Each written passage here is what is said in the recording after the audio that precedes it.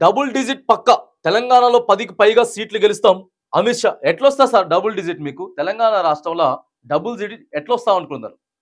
ఈడ బీజేపీ వాళ్ళంతా కూడా మీకు స్క్రిప్ట్ రాసిచ్చి మొత్తం బాగానే ఉంది, ఇక్కడ మనమే అన్ని చేసేసినాం అని చెప్తే డబుల్ డిజిట్ వస్తుందని మాట్లాడుతూ ఉందరా.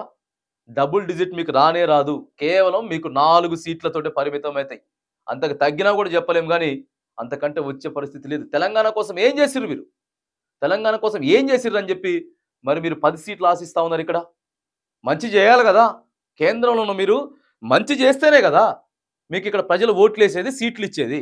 ఏ రకంగా చెప్తా ఉన్నారు, ఈసారి జిహాద్ వర్సెస్ అభివృద్ధి మధ్య ఎన్నికలు, ముస్లిం రిజర్వేషన్ రద్దు చేస్తాం. ఇక ఇది పక్కా చెప్పాలి, ముస్లిం రిజర్వేషన్ రద్దు చేస్తామని చెప్పి పక్కా ముచ్చట చెప్పాల్సిందే. ఎంఐఎం బీఆర్ఎస్ కాంగ్రెస్ ఒక్కటే, రాహుల్ వి చైనా గ్యారంటీలు అని చెప్పి డిమాండ్. రాహుల్ వి చైనా గ్యారంటీలు అయితే మరి మీ ఏంటి గ్యారంటీలు అండి? మీ ఓ పెద్ద బ్రాండెడ్ గ్యారంటీలా?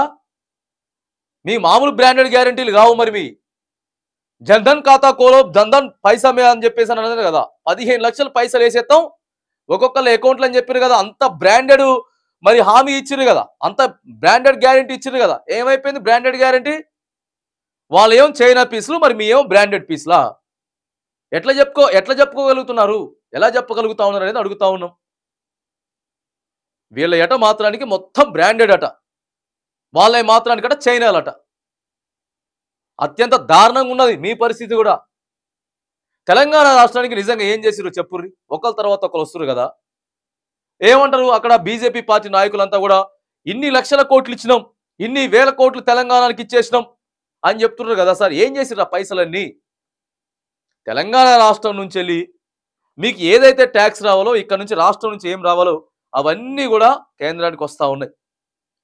కేంద్రం నుంచి ఏ రాష్ట్రానికి ఎంత పోవాలో అవి మొత్తం మీరు ఇస్తా ఉన్నారు తప్ప, మినహా ప్రత్యేకంగా తెలంగాణ రాష్ట్ర ప్రజల కోసం, తెలంగాణ ప్రాంత అభివృద్ధి కోసం, వాళ్ళ సంక్షేమం కోసం సపరేట్గా మీరేమన్నా ఇచ్చిర్రా?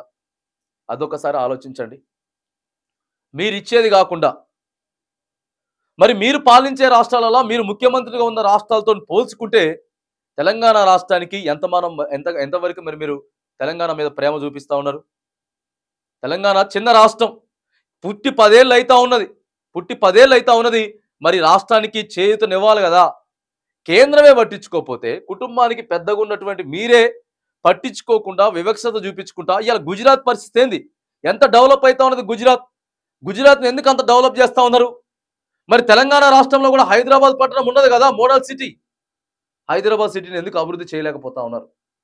హైదరాబాద్ని పట్టించుకోరు, తెలంగాణ రాష్ట్రాన్ని మాత్రం పట్టించుకోరు. చిన్నగా వచ్చింది రాష్ట్రం, ఏర్పాటైనది 2014లోనే ఏర్పాటైనటువంటి చిన్న రాష్ట్రం.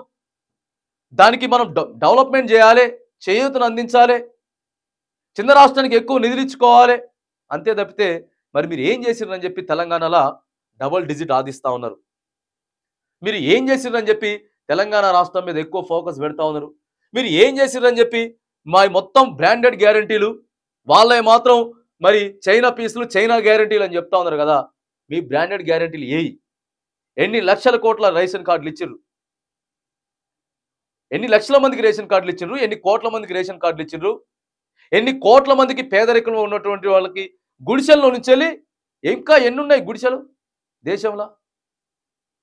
పక్కన దేశాలు కూడా చూసి మనల్ని, అందుకే మన దేశం ఇట్లా పోతా ఉన్నది, వెనక్కి పోతా ఉన్నది.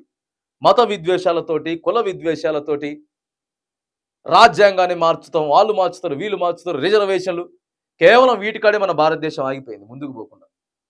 మన భారతదేశం ఇలా ఆగిపోయింది అని అంటేనే కేవలం మత విద్వేషాలు, కులాల విద్వేషాలు, రిజర్వేషన్లు, తర్వాత పోతే ఇక రాజ్యాంగం.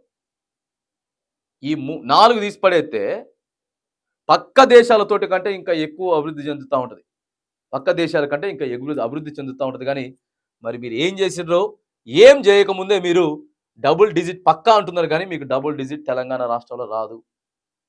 అది మాత్రం 100కు 100% పక్కా. మీకు 350 నుంచి 400 సీట్లు వస్తాయని చెప్పి మీరు అనుకుంటా ఉన్నారేమో, కానీ రావచ్చు కాక.